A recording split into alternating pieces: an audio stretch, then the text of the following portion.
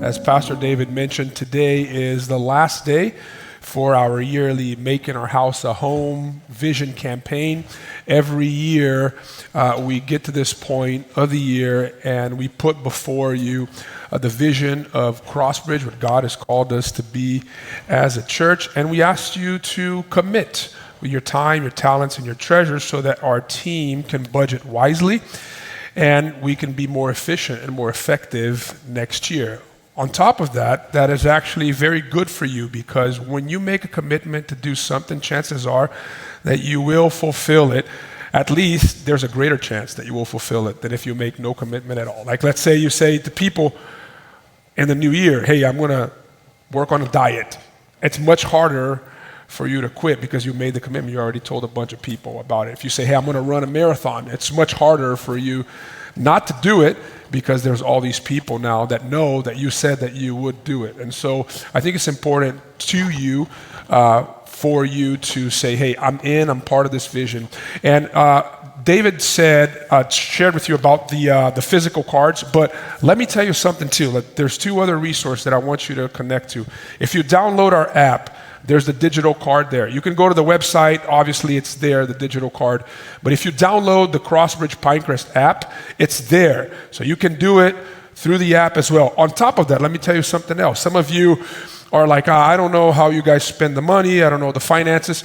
If you go to our app, there is a financial report, monthly financial report button. Okay, you click there. Obviously you have to register and sign in as a member, but you click there, it's there. Every week by week, everything's updated of where we are financially. Go to our app. So if you didn't know about that, that's how I'm going to get them, David, to download the app, because they'll go for that. So you go to the app, and there's that button right at the bottom there. All right, I already see a lot of people already, let me download that app. When we said, hey, the sermon notes are there, you're like, oh, that's fine. But when we say the financials are there, you're like, okay, let me download the app now. All right, by now, see here, our hope is that by now you have been encouraged about what God is doing and what He is calling us to do, and you have been engaged and you are committed. But if you're not, I still have one more sermon. It's my last shot to you today. I have a friend, his name is Jay, and he lives off the grid. He used to work in Wall Street. He made money that way. It was a terrible lifestyle as he reports it. I'm not trying to knock down on anybody if you happen to work in the financial industry or in Wall Street in particular. But he said for him, it was not good for his soul. It was not good for his lifestyle. So he quit that and he ended up buying like a van, and he retrofitted this van, and he is not connected to any power source. He's not connected to any water source, and he just chases beauty. He goes wherever he feels like it. Here's a picture from his social media, right? He will one day wake up with this site. And obviously he has his computer with him, he does his work and etc. And then, he'll drive to train jujitsu, and then if he gets tired of that, and then he goes to the canyons and he parks his van and he's drinking coffee and he's posting how he's drinking coffee and watching over the canyon. He spends the night there, he hears the animals around his van, but that's how he lives. And I've always been very encouraged by that lifestyle. I could never do that because I have 4 kids. Maybe Beth one day when the kids are all gone, we can do that. Maybe we'll buy a van or an RV and just live this way. She's probably like, I'm not sure I would like to do that. Anyhow, but I just, when I look at the pictures, when I look at his posts, this is a very free way to live. This is an adventurous way to live, chasing beauty. Right? Just chasing beauty and living free. And I was thinking about that because that's how the Christian life in many aspects should be lived out. Our Christian life should be lived out freely, without any entanglements. The Bible encourages us not to have any entanglements. Jesus encourages us not to have any earthly entanglements and live free and live adventurously. But why is it that we can't? That's the question for us today. We're called to live free. We're called to live adventurously. but sometimes we can't. When we read the gospel accounts, Matthew, Mark, Luke, and John, these 4 books of the Bible, I have a copy of Luke here with me. We read about the life of Jesus, the accounts of the life of Jesus from before he was born, from when he was born to when he died and then rose from the dead and commissioned his disciples to go out into the world and take the gospel. When you're reading any of the gospels, I don't know if you experienced that the first time you read it, but you sort of never know what's happening next. Jesus is very surprising. He's not predictable. You don't know where he's going. You don't know what town he's going into. You don't know who he's going to meet. You don't know who he's going to heal. You don't know the miracle that he will showcase and exercise to a particular group of people. You never know what Jesus is doing because Jesus lives free. Jesus lives his life without any entanglements. Jesus' life is adventurous. He's always going towards where good is at. He's always going towards where he can do good. He's always moving towards people. He is always moving towards the needs of people.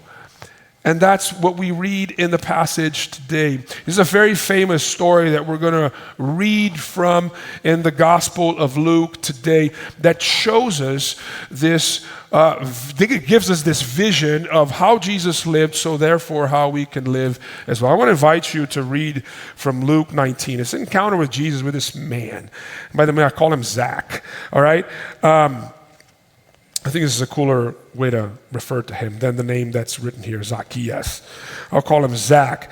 And this is Jesus' encounter with Zach. And it's found in chapter 19 of Luke, and we're going to read verses 1 through 10. So this is what the Bible says. He, meaning Jesus, entered Jericho, it's a town, and was passing through that town. And behold, there was a man named Zacchaeus, or Zach. He was a chief tax collector and was rich. And he was seeking to see who Jesus was.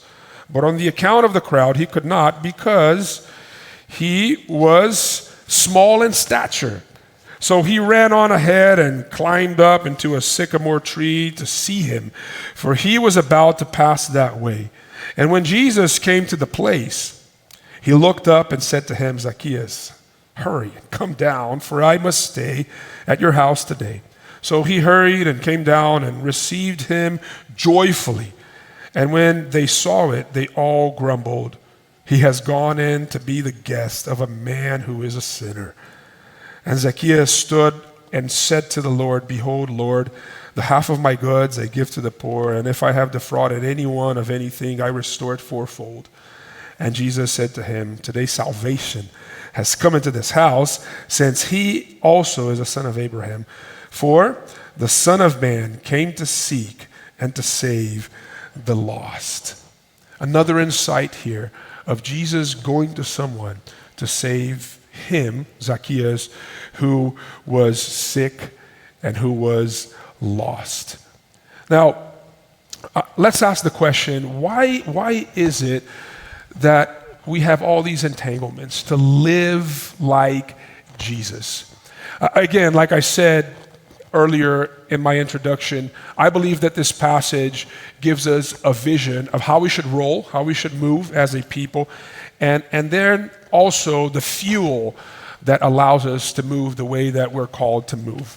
So let's talk about how we should roll, right? How we as a people of God, how as we followers of Jesus should roll, how we should move. We should bring our home to people so that they can find a home among us. We bring the home to people in order to bring people home. That's how we should move. And that's what we see here in this story of Jesus. Jesus doesn't set up shop somewhere. He doesn't go into a synagogue, into a church, and he doesn't open the doors and says, whoever wants to come, come, and then Zacchaeus shows up, and that's where Jesus meets Zacchaeus. That's not how the story goes. Jesus goes to where Zacchaeus is at. And there's an interesting movement when you also read the gospel accounts between the encounters that Jesus has with people. There's a difference between the encounters that Jesus has with religious people and the encounters that Jesus has with the social outcasts of his days. When you read about the encounters that Jesus has with the religious people, those who thought that they had it all together, that they're all put together, they are always coming to Jesus. They're always coming to Jesus to inquire. They're always coming to Jesus to catch him in some sort of error. They're the ones that are coming to Jesus. But the Samaritan woman of Jesus' days, Jesus goes to her. The lepers and the blind and the sick and the lame, Jesus goes to them. That's what you read in the gospel accounts. And it's the same thing that you read in this story as well. It's in Zacchaeus' town. Jesus is going and passing through that town. It's in his town. It's in a place of familiarity that Zacchaeus was at, on a tree, that Jesus has this encounter with Zacchaeus. Now, throughout this series, we've been saying that we as a church want to be a home for the emotional, for the social, for the physical homeless in our city. We want to be a home for the people of our city, for the immigrants, for the outcasts, for the rich, for the poor, for men and women, for the young and the old of our city. People are lonely. People are desperately looking for home, and we want to be this home. And what I said in my first sermon, I don't know if you remember at One Church Sunday, what I said was that that's not going to become a reality unless you commit to becoming a home for someone else. Your life should be structured and set up in a way so that when people come in contact with you, they find shelter, they feel safe, they are nurtured, they are replenished, they find intimacy and deep relationships. Unless you commit to living that way, we will not accomplish this vision together. But here's another step that I want to take this. We will not accomplish this even together unless we live like Jesus, unless we take our home to where people are at. You know, my dad is a pastor. He's a retired pastor. He's been a pastor for almost 45 years. I think it's almost 45 years that he was in ministry. And I grew up in church, and I grew up watching my dad's interaction with people in his church. And there was this very famous line that my dad would throw out every once and there. And, you know, people knew because they knew who he was and where he was coming from.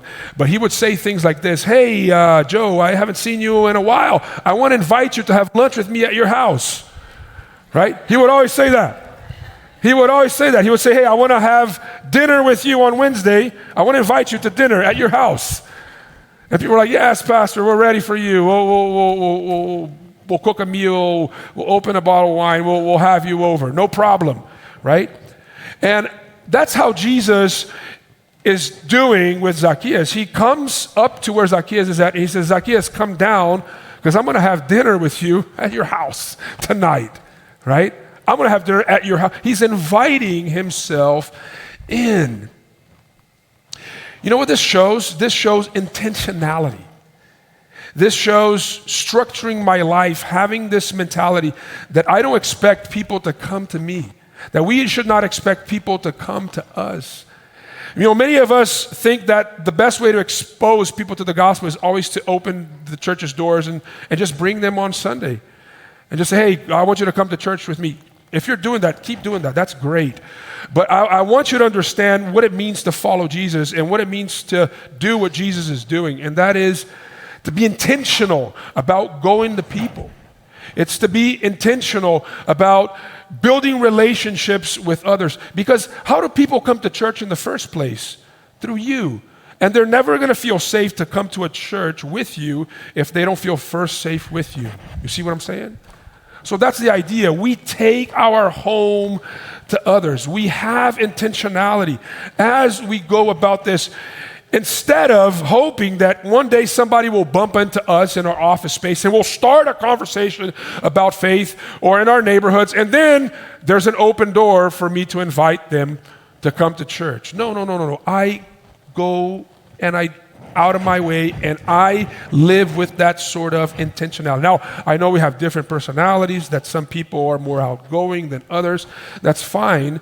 But what if you were to structure your life, regardless of the personality that you have, with this mentality? I am going to be God's home to wherever I'm at. See, when I go to my gym and train during the week, I go with that mentality. I'm bringing God's home to where those people are at, where these people are at in the gym.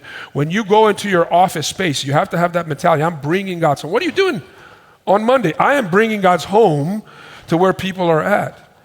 Okay? When you go to school, when you go to your college campus, you have to have this mentality. What are you doing if you're part of this church? I am bringing God's home to where people are at. I am extending God's care. I'm extending God's hospitality to them. That is what I am doing. Why? Because I am following Jesus. It reminds me of this quote by this South African missiologist by the name of Leslie Newbigin. He says this, he says, I think that the deepest desire for mission is simply the desire to be with Jesus where he is, on the frontier between the reign of God and the usurped dominion of the devil. You cannot follow Jesus statically. The only way that you can follow Jesus is on mission. It's by being on mission, by being on that frontier between the reign of God and the usurped dominion of the devil. And that's what has fueled the vision of Crossbridge through the years. We have never had this vision of building a big church, opening a big doors with big programs and say, just come in, all of you. Not at all our vision. We've always said the little that we grow, we're going to take that growth and we're going to take it to another neighborhood. And we're now, 7 congregations? I keep losing track. 7 congregations here in the city of Miami and 7 beyond, right? Because we've always had this mentality that we're taking God's home to where people are at. And when we do, what do we do? When we get there, when we take God's home, what do? We set tables. That's what we do. We go and we set tables. We take God's home and we set tables. Now I want you to understand the meaning of setting tables for people. See, Jesus sets a table in Zacchaeus' house. Now, Zacchaeus probably had very nice things in his house, but it was not a home. Okay, and we'll get to that in a little bit later on in the sermon. But it's Jesus that sets the table in Zacchaeus' home. He owned the table. Zacchaeus owned the table, the physical table. And Zacchaeus probably bought all the food, but it's Jesus the one who is setting the table in that home. He is the one who is the master of ceremonies. He is the one that is gathering the people around the table, and he is the one who is the ultimate provision. Now, back in those days, and still to this day, to share a table was something sacred. Something sacred. In fact, I'm going to venture to say that, some of you are going to celebrate Thanksgiving this week with the closest people to you. You don't just invite, random strangers, although it would be nice if some of you did that. And I'm actually going to challenge you maybe to do that. But the natural way we go about these celebrations, like Thanksgiving and Christmas and et cetera, is we have a meal. We break bread with the people that are closest to us. We may not love them. We may not adore their presence. We may have to be there, but nevertheless, they are family and they're close to us. Some of you are laughing because you know what you're going to be going through this week, and I will be praying for you. I will be praying for you as your pastor that it will not end in a disaster, that you will have a nice meal and that people will leave without having to curse each other and kill each other and etc. Right? So I will be praying for that. But the people, therefore, are the closest to you, right? That's how we naturally do things. But even more so back in those days, to have someone sit at your table back in Jesus' days meant that you shared life with them, that there was intimacy between you and that person, that those relationships were forming to each other, and that there was a shared resource. The bread was being shared. It was a symbol not only of intimacy, but it was also a symbol of shared provision. And here's Jesus sharing life with people that were considered social outcasts. with tax collectors and prostitutes, with people that were shameful in his culture and in his days. So much so that in verse 7, what did we read in verse 7? Let's go back to verse 7. When this happened, okay, verse 7 we read, and when they saw it, the people that were probably passing by the house, the people that looked into Zacchaeus' window, they saw it and they said, and they grumbled, right? They grumbled. They were gossiping about it. He has gone in to be the guest of a man who is a sinner.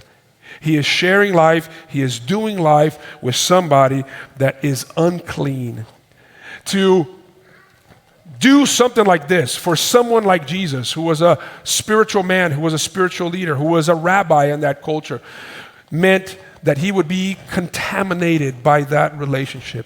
Yet Jesus does not care, because for Jesus, the table that he sets is the table to cleanse, to purify, to sanctify anyone that sits at it.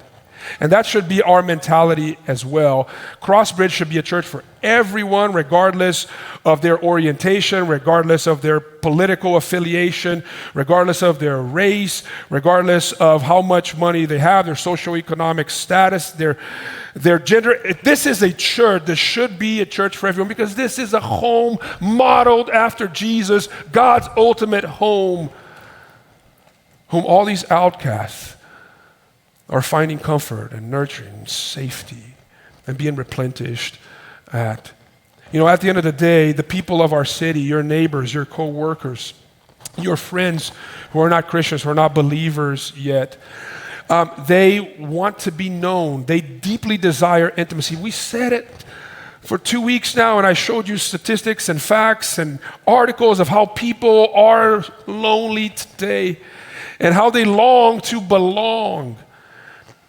But the fear when somebody thinks of this church family as a place for them to belong, they think two things. First, they think to themselves, if I go and I become a part of this family and people get to know me, they will not accept me. So they want to be known, but they are afraid of being rejected.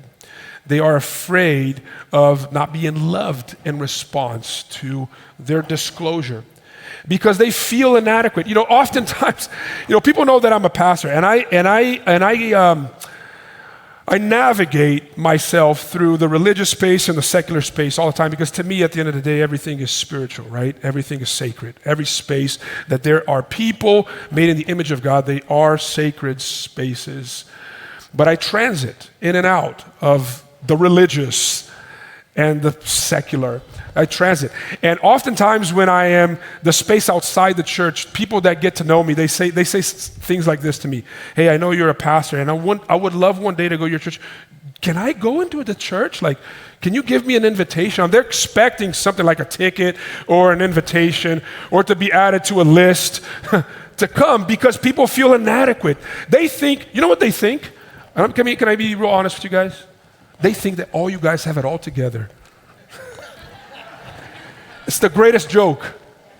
They think that you guys are perfect people, that you are, perfect spouses, that you guys, have no issues with greed, no issues of any sort of temptation. They think that you guys are almost there. I'm like on the way to heaven, right? That's what they think. And they feel inadequate to step in. And the only way that you will break down that misconception and that fear is if you live like Jesus in the frontier, as in the common space, with them. That's the only way. That's the only way. It's when you allow them to see that the gospel is power for you because it works in your weakness. It's not because you hide. It's when you show, hey, I made a terrible decision the other day, and you know about it, but this is how my faith has helped me. You see what I'm saying? That's what it means to set tables for others. That's what it means to be a part of this vision. That's what it means to follow Jesus. And it therefore leads us to the table as being not only a place of intimacy, but also a place of provision. Because there's got to be a commitment with us and among us that we're going to meet every single need, not just one type of need. And some needs are met with talent, some needs are met with time, and some needs are met with treasures, with money. And when we're asking you to commit, we're asking you to exercise this broad type of generosity, because generosity is not just about giving money, generosity is about giving your life and giving everything that you have been given so that others may find hope and may find joy. Because the table is also a place of provision. Jesus here in this story is meeting more than just one need for Zacchaeus. What are you talking about? Let's move on to the second and last point. Only two points today. You guys should be happy. What should be our fuel, therefore? If this is how we roll, bringing God's home to people, what should be our fuel? What should allow us to do that, to move and to live this way? There's this one line that I constantly throw out here at Crossbridge Church, and that is this, that God never calls you in without the intention of sending you out. So let me say that again. God has called you only to send you out. God did not call you just to be at the table. God has called you to the table, to be at the table with Him, but not to stay at the table, to go to the kitchen to cook too for others. God never calls you in without sending you out. And let me contextualize it to the sermon today. God never brings His home to people He doesn't send to take their home to others. Okay? God never brings His home to people He doesn't send to take their home to others. That is a maxim of the gospel. That's what it means to be a follower of Jesus. Because Jesus has brought His home, the home of God to you. You bring the home of God to others as well. It's Jesus' generosity towards us that becomes our motivation for living our lives this way. I don't know if you understand what's happening here in this story. Maybe you heard it before. Maybe you get what's happening here in the passage. There's a possibility that you may not. But Jesus is exercising radical generosity towards this man, Zacchaeus. I said we were going to talk about Zacchaeus a little bit more. Who is Zach? Who's Zach? What does the text tell us in verses 2 and 3? That he was a chief tax collector and he was rich. Corrupt and rich. And he was seeking who Jesus was, but on the account of the crowd, he could not. I'm going to stop right there. On the account of the crowd, he could not. He was a tax collector, he was rich, and he was seeking Jesus, but because of the crowd, he could not. That's what the text tells us. Let's try to understand this. Who were tax collectors back then? The most hated people amongst the Jews. Why? Because tax collectors were Jews that worked for Rome to collect taxes amongst their own people. And the way the arrangement would be set between Rome and them went sort of like this way. Rome would say, hey, here's the percentage that I want you to collect every month. What you collect above that, it's yours. And so how did they make money? At the expense of their own people, by exploiting their own people. Oftentimes you could not pay that high tax, and so he would take your kids to be slaves, he would take your animals, he would take whatever you had, he would seize your possessions. While being a Jew, you worked for the occupiers, for the oppressors, for the Romans. And therefore they were not welcome in any space. They were not welcome in the synagogue and church. They were the most unclean people. Think of politicians as corrupt. These were had a much worse rap than politicians today. They were traitors of their own people. You can't be anywhere else. But with prostitutes and other tax collectors, that's why they hung out in pubs with prostitutes. That's why they hung out with criminals, because that's the only environment that these people were accepted. And let's go on to the last line. He wanted to see Jesus, but he couldn't because of the crowd, because of the account of the crowd. The text does tell us that he was short. The dude was short. I'm thinking he's probably not even 5 feet tall, all right? This little, corrupt, rich man, but he wanted to see Jesus and he couldn't. So what do we read in the text? That he climbs up this tree. Okay. Now here's what I want you to understand. The reason why he climbs up that tree to see Jesus is not just because he's short.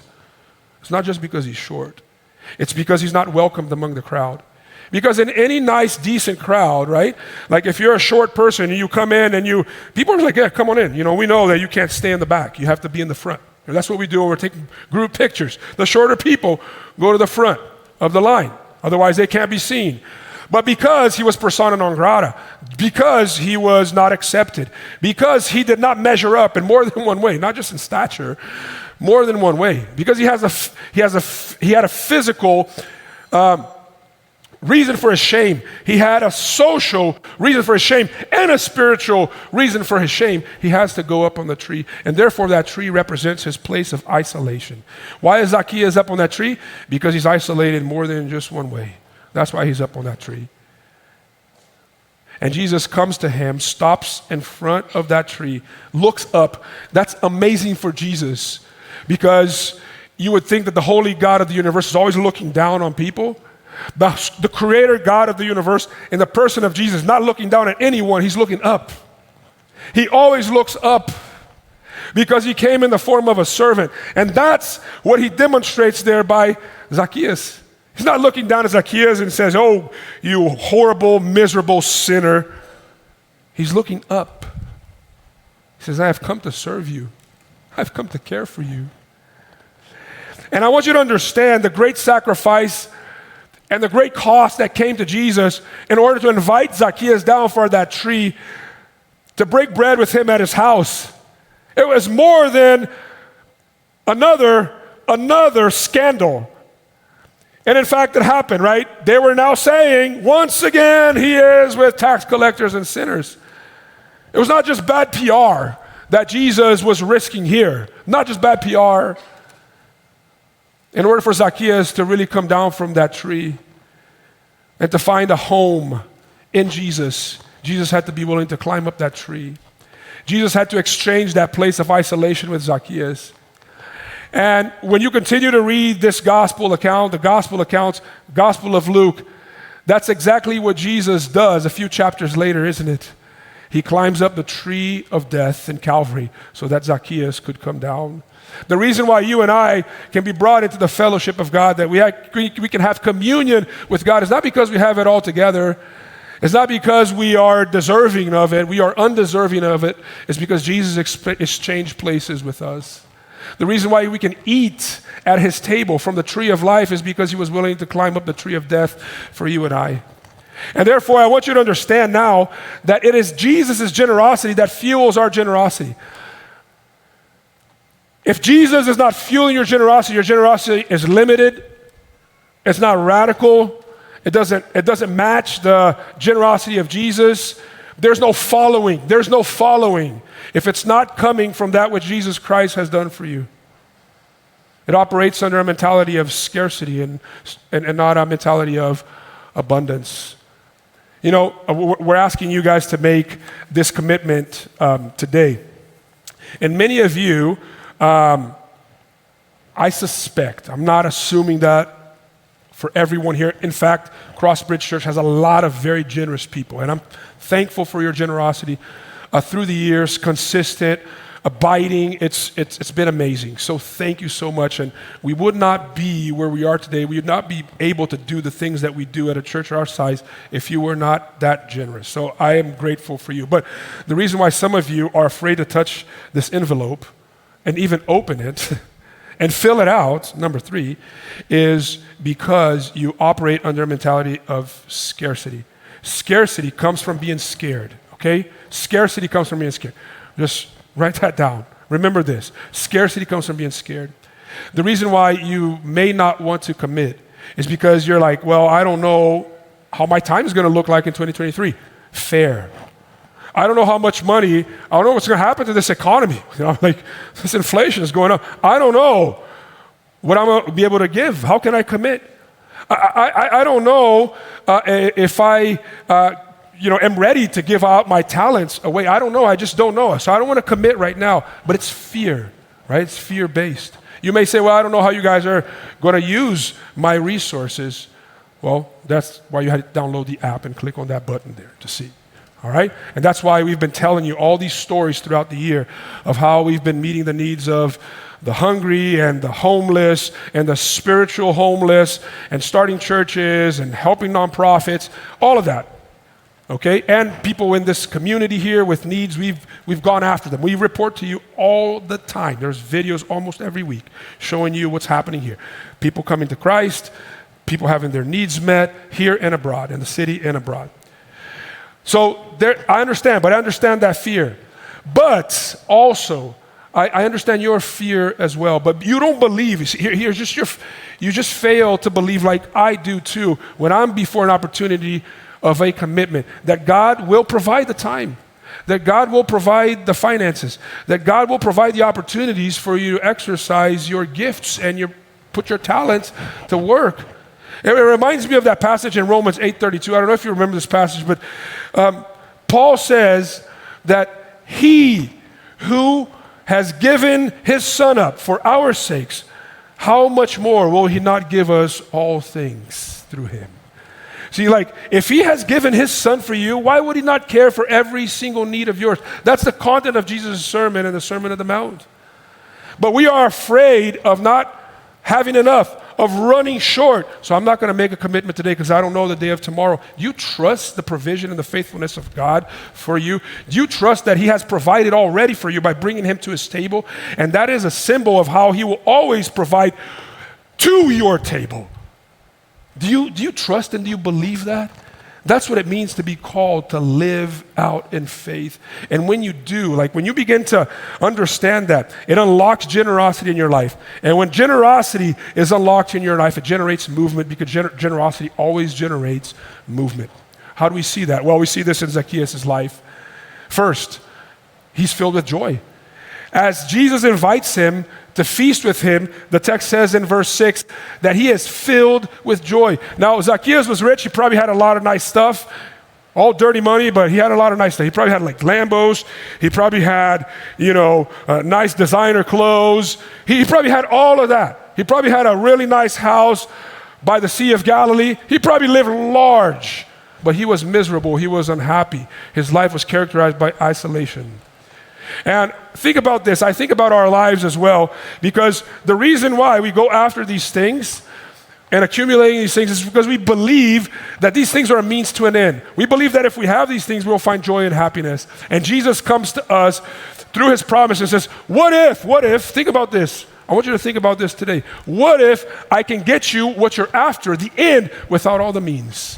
What if you can bypass all of the struggle that you go through to possess all these things, and I can just give you the joy that you want in the end. I'll just give you the joy at the end of the day. That's what he gives Zacchaeus. He gives Zacchaeus the joy that he was never able to buy with anything that he was able to own. Jesus gave him the joy without all of the hard work. See, when you experience God's generosity, you experience joy because there's nothing better than to give. Jesus says himself is better to give than to receive. People that live with open arms, people that live with open wallets, people that live with open lives are far more happier than people that do not. And there are studies, not even Christian studies out there, psychological, that'll tell you and prove you just that. You don't have to be a Christian to believe this truth.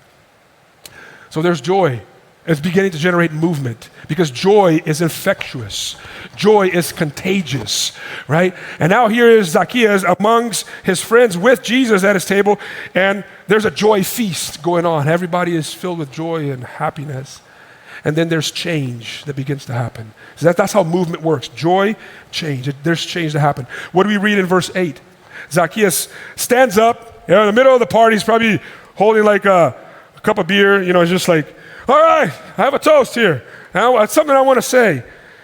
And he says to Jesus, says to the Lord, verse 8, behold, Lord, the half of my goods I give to the poor. And if I have defrauded anyone of anything, I restore it fourfold. And everybody's clapping, and then the music in the tavern with the violins start playing, like you see in the movies, right? And people are just dancing around, yeah, right? That's what's happening, what's going on here. And what we are seeing here by this statement of Zacchaeus is radical change happening in his life. Radical generosity. breeds radical change. We see that's radical change in his life. See, the law, the Jewish law says that if you defrauded anyone of anything, you had to give it back 100% plus 50% on top. That was a tax. That's what you needed to do. What Zacchaeus is saying is, anyone I've defrauded, he probably defrauded a lot of people. That was his life. He made a living out of defrauding people. He says, I'm going to return it fourfold, 400%. It was not required for him to do that. Jesus never asked him, hey, now I want you to give 400% back to everybody you stole. Jesus never asked him to do that. Jesus never asked him to fill out like making our house a home commitment card, you know. Never, but he does it. And he goes beyond, above and beyond. He's not thinking 10%, he's not thinking 20%, he's not thinking 100%, he's thinking 400%. Many Bible commentators say that he probably lost all his wealth just by making that decision. A lot of Bible commentators say that. He gave everything back away. That's change. Because he understood that Jesus had given him infinitely more than just 400%. Millions of percent, billions of percents. He understood that. The problem is some of us don't understand the measure and the depth and the breadth of our salvation. If you understood how worthy your salvation is, man, you would spare no costs to do the same for others. And it's that generosity that brings him joy, that brings change into his life, that builds movement in his community. Where do you see that? I don't see that in the text, but I can imagine what happened after this experience. Could you imagine? Think about this. Imagine with me. Zacchaeus going back to his community, probably everybody. He stole from everybody, and he's going to everyone's home, and he's saying, here, 400%. Like, what? Yeah. What's the catch? What's the catch? No catch. 400%. 400%. Can you imagine what that did to people, the movement that generated? Man, this is the type of community that we want to build. It's a community built on generosity. It's a community built on generosity, sacrificial generosity. That's the community. That's how you build great homes. That's how you build great families. That's how you build great neighborhoods. That's how you build great cities, is when people are doing this to one another. I'm sure it generated a lot of movement in this community, and these people were never the same, and others were added to it. On and on it goes. Because Zacchaeus first understood how sacrificial Jesus' love had been for him. Let me tell you a true story that happened here a few years ago here at Crossbridge. In one community group, we have these community groups where people meet, and they, begin to share life. And usually when it starts, people are not really that tight, In fact, they're kind of hesitant to share about their lives and et cetera, ask for anything, There was a woman in one of these groups, true story, that asked prayer because she needed a kidney transplant. She says, a kidney doesn't work anymore. This man sitting across from her, who she didn't have a deep relationship with, says, I'll give you my kidney. What? Says, yeah, I already have, you just need one kidney to function. I can give another one of it away. She asked him, obviously, why? Because Jesus gave so much more to me. And he will provide. I will do just as fine with one as I have two. And they did do the surgery. And she lives off today with this man's kidney. Let's leave you at that. Let's pray.